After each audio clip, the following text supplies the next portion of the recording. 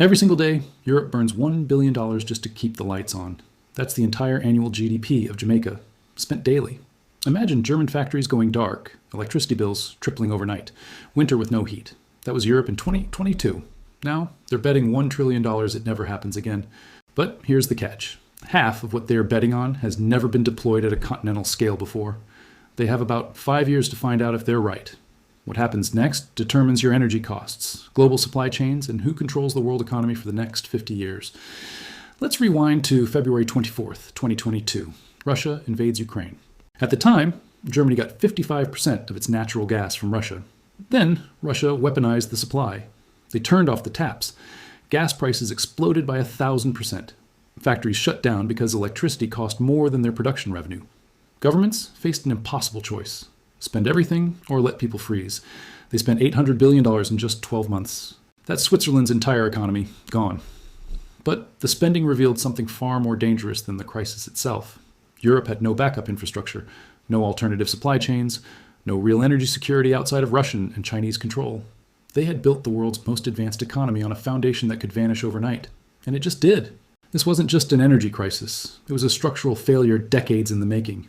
Europe's response is the most ambitious industrial redesign in peacetime history, a $1 trillion investment by 2030. That's 5 years away. This isn't about small changes. It's a complete system transformation. Here's where the money's going. First, $400 billion into renewables. We're talking wind farms, larger than small countries, and massive solar installations stretching across Spain and Italy. The goal is to generate over 42% of all energy from renewables by 2030. Denmark already runs entire days on 100% wind power. Scotland produces more renewable energy than it consumes. This isn't an experiment anymore. It's becoming the new baseload power. Next, $300 billion for a grid overhaul.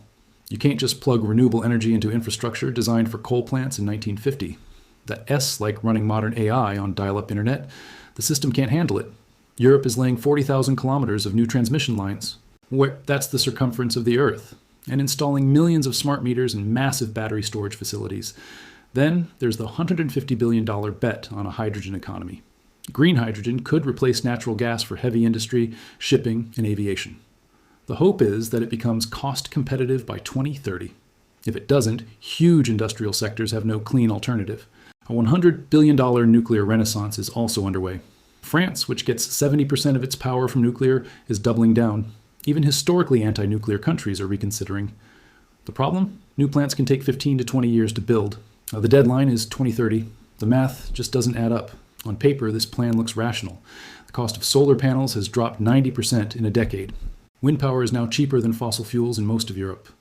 But can politics, economics, and technology all align perfectly on time? That's the trillion-dollar question.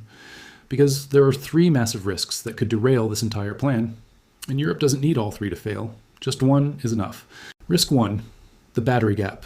Solar generates nothing at night. Wind produces nothing when the air is still. On a windless winter night, renewable energy production can drop to almost zero. Europe currently lacks the battery storage to bridge these gaps, so they keep expensive fossil fuel plants on standby. This defeats the purpose of the transition. If battery storage doesn't get massively cheaper and deployed at scale by 2030, the whole system still needs fossil fuels. Risk 2, the China dependency. Around 80% of solar panels are made in China. The same goes for lithium batteries and the rare earth elements needed for wind turbines. Europe is trying to escape dependence on Russian gas, only to become dependent on Chinese technology. They're trading one vulnerability for another, and the new supplier is also their biggest economic competitor.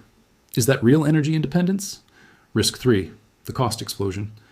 That $1 trillion price tag assumes everything goes perfectly. No delays, no cost overruns, no political pushback. But the International Energy Agency estimates the real cost is closer to $2 or $3 trillion. Where does that extra money come from? Higher taxes? More debt? And when has a government mega project ever finished on budget and on time? Europe is betting it can move faster and cleaner than both the US and China. But optimism needs a reality check. Which of these 3 risks do you think will ultimately determine the outcome? What's happening in Europe right now isn't just about Europe. It's about who controls the economic architecture of the entire 21st century. Think about it. America dominated the 20th century because it controlled oil and information technology. The next global superpower will be the one that masters clean energy. If Europe succeeds, European companies will set the global standards, own the patents, collect the licensing fees, and export their technology worldwide. But if Europe fails, China could achieve total dominance in the sector, locking American companies out of the biggest growth industry of our lifetime. Energy has always defined geopolitical power. Britain's empire rose on coal, America's was built on oil. The nation that masters renewable energy generation and storage will hold the next great advantage. Russia's influence came from its energy exports. If Europe achieves true energy independence, Putin loses his most powerful weapon against NATO. This changes everything for Ukraine, the Middle East, and global security. But there's an even bigger question here. Can a wealthy, developed economy actually switch from fossil fuels without destroying its industrial base and crashing its economy? Europe is the live experiment. It's the test case the entire world is watching. If Europe pulls it off, it proves the model works. America, Japan, and South Korea will follow. If Europe fails spectacularly, it sends a message that a large-scale energy transition is economically impossible for developed nations. Global climate action would stall for decades. Europe doesn't get a do-over. The stakes could not be higher. So what are the possible futures? There are three. First, the breakthrough scenario. By 2030, Europe has massive renewable capacity. Energy prices are competitive again. Battery storage and green hydrogen have solved the problem of intermittent power. European tech companies are dominating global clean energy exports. This is the best case, optimistic outcome. It's not impossible. Second, the slow transition scenario. Europe makes progress, but it's slower and messier than planned.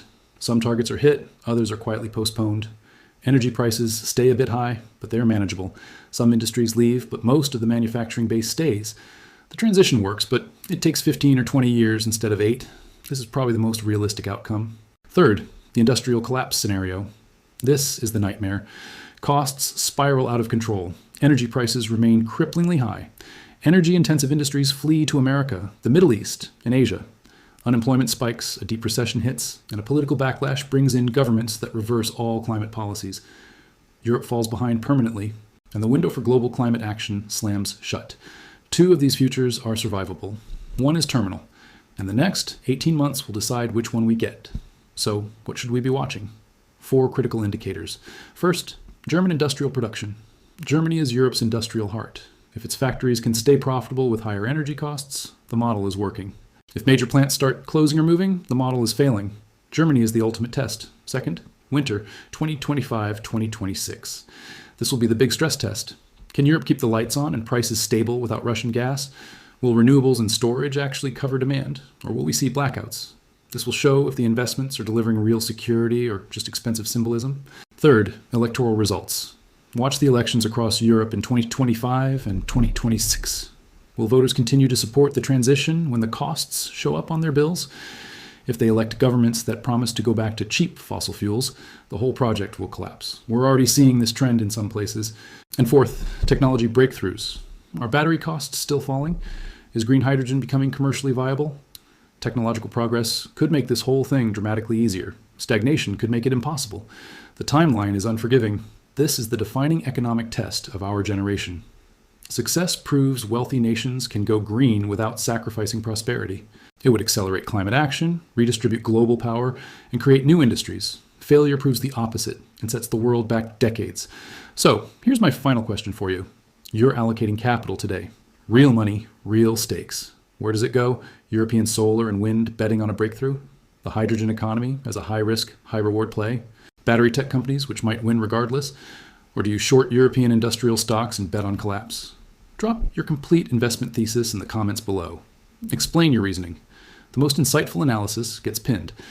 And if you want to keep getting economic analysis that directly affects your portfolio and your future, subscribe now. Thanks for watching. I'll see you in the next one.